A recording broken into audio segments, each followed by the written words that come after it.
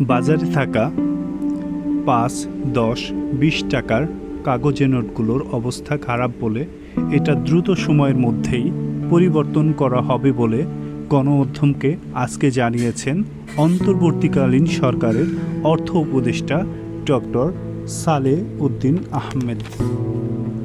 ১৯৭২ সাল হতে বর্তমান অবধি চলে আসছে টাকার ব্যবহার। তবে সর্বপ্রথম ১৯৭২ সালে সদ্য স্বাধীন রাষ্ট্রের মুদ্রার নাম রাখা হয় টাকা। পরবর্তীতে টাকার সংকেত নির্ধারণ করা হয়।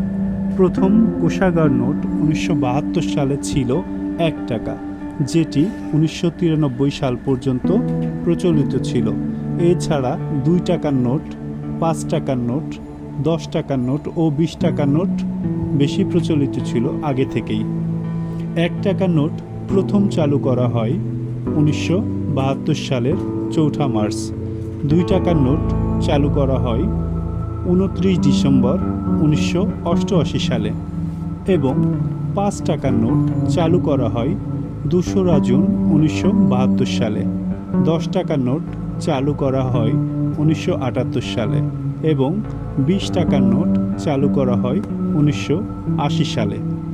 তবে অর্থ উপদেষ্টা জানিয়েছেন দ্রুতই ২ টাকা, ৫ টাকা, ১০ টাকা এবং ২০ টাকার নোট পরিবর্তন করা হবে। তাই আমরা অচিরেই এই নোটগুলোর নতুন রূপ দেখতে পাব। এতক্ষণ ব্যাংক টক্স চ্যানেলের সাথে থাকার জন্য আপনাদের আন্তরিক ধন্যবাদ।